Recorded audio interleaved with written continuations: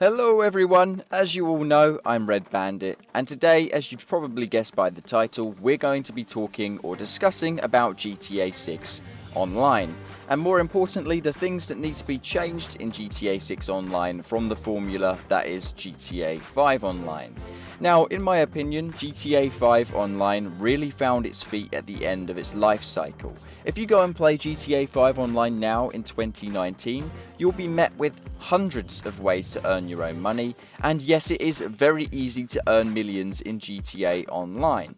And there's lots of people still complaining that the game is tough to earn money, as if they just want everything handed to them. And while I disagree that the game and experience should be made any easier, I do agree that more businesses should be added from the start when it comes to GTA 6 Online.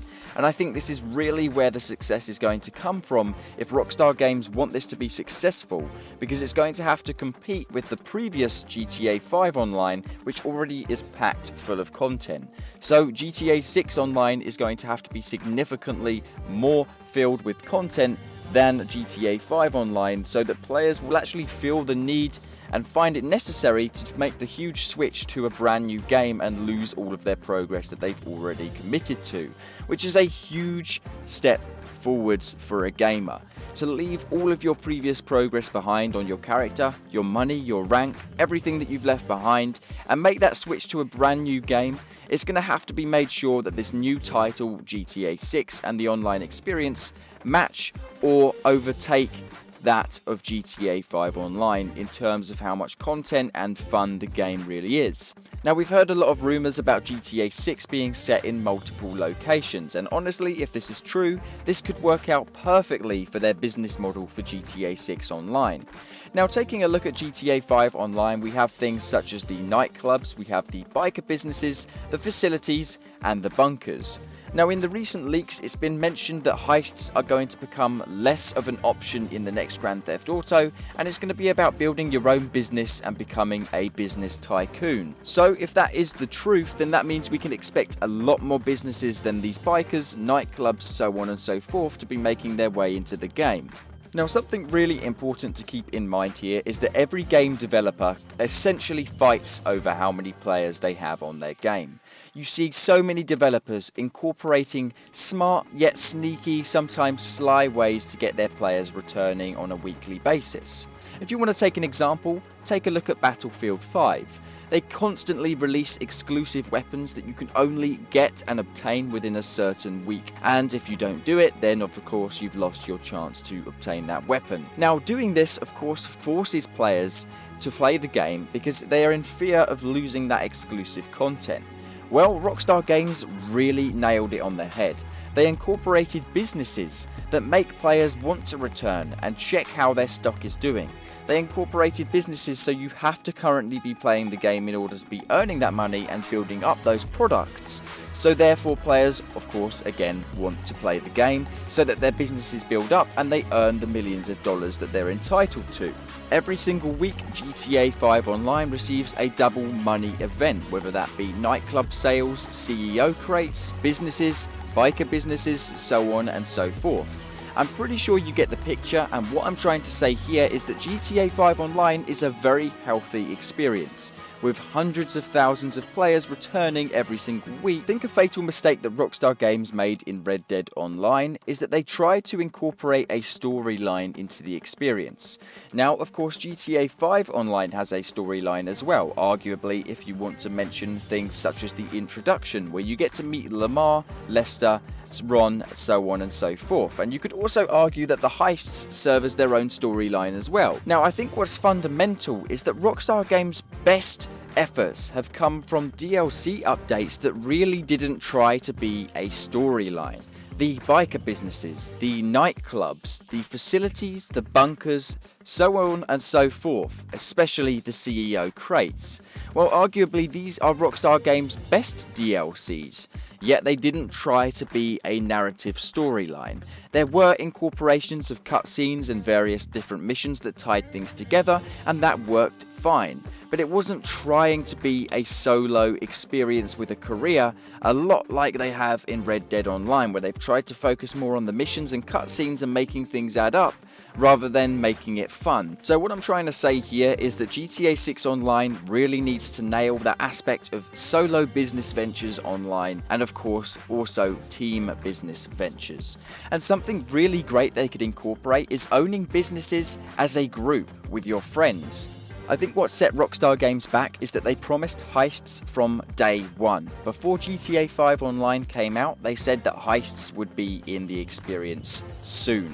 And it took them all the way until next gen until they released the heists into GTA Online. Now, they admitted in some articles that they had to delete and restart with the heist concept multiple times, so it's very clear that the heists gave Rockstar Games a tough time. They were so entangled in making this experience fun, but also narrative and having a storyline that was driven and made sense, that they kind of stressed themselves out. But ultimately, they found the formula that worked, and they found something that made the experience fun and brilliant. So if GTA 6 does set itself in a location that includes multiple cities, this could work out really well for GTA 6 Online. So let's just take that as an example. If GTA 6 really does feature Liberty City, Los Santos and Miami, aka Vice City, as all of these leaks are suggesting, or even half of that, and a few multiple cities to travel between, that would make this business product a lot better for the online. If you imagine in GTA 5 you have some businesses, and when you come to sell those businesses, you're ordered to then ship the products across the map. Now imagine how good this business venture could be in GTA 6 Online if there was multiple cities in the game. Maybe you have a business down in Vice City, and when you come to sell your product, you can sell it for $1 million or more. But in order to do that, you need to get into a plane and fly all the way to the northern side of Liberty City, or something like so. Maybe in certain missions you have to drive, and that means you have to drive vehicles across the vast countryside and open world and recreation that is of America. But it would make the game more fun and more realistic, because instead of traveling from the city to the northern hills, you're traveling from city to city, state to state, area to area with different laws. And it would be really interesting to see how they can incorporate this into the game. And I think that if GTA 6 really is going to step up the bar in terms of ambition and map size, this is the step forward they need to take in order to ensure that GTA 6 Online is a fun experience from day one. I don't think people are going to find it a fun experience if we're dropped into the online world and all we have to do is the same as Red Dead Online, a few death matches and races. That would be an atrocious business model and such a waste of an experience that could have been if they just follow what worked with GTA 5 Online. They refused for some reason to follow the structure that worked when it came to Red Dead Online, and I am now in fear that they may make the same fatal mistakes when it comes to GTA 6. I hope for their sake they don't, and I hope that they can also find a healthy balance in the economy as well. I think it's important to mention the economy there as well, since I'm on that topic. Red Dead Redemption 2 only has horses, guns, clothing, and that's it. There's nothing in there substantial that's going to keep a player coming back to the experience. GTA, on the other hand, well, you have GTA dollars that can buy you houses, cars, guns, clothes. You can modify these houses, you can modify these cars, you can pretty much shape your experience into whatever you want. Also, not to mention that GTA in a modern world has more content, full stop or period shall we say, than 1899. Sorry, 1899 was, over 100 years ago now, so it's obvious that the content is going to be significantly less, and it would be stupid to assume otherwise. However, in 2019, with the current state that gamers are in, and the amount that gamers expect to receive being increasing every year, it is pretty fundamental that they get this right from day one. I think players were really backlashing against Rockstar when it came to Red Dead Redemption 2. They literally used the beta tag to hide behind the excuse of the beta tag and justify the microtransactions in the game. In Red Dead Online, it costs multiple gold bars to buy a horse or an outfit, and gold bars cost money.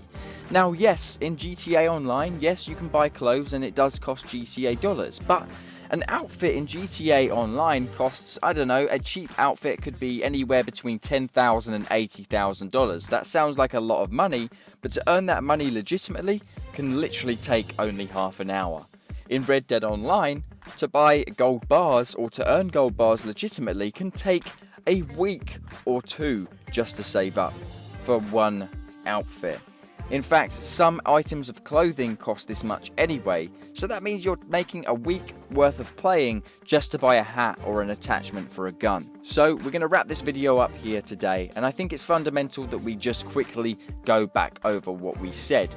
We said that it's important that GTA 6 Online has fun content from the get-go, and that can be achieved in this aspect of businesses from day one, especially if the map is going to be as ambitious as we've heard throughout the multiple leaks recently. If it does have multiple cities in the game, this business model of having businesses online such as biker businesses, so on and so forth, would work perfectly, and at least one of these businesses needs to be in the game from the start, whether that be a recreation of the nightclubs, bunkers, facilities, CEO or bikers. Regardless of what it is, Rockstar Games need to have it in the game from the start.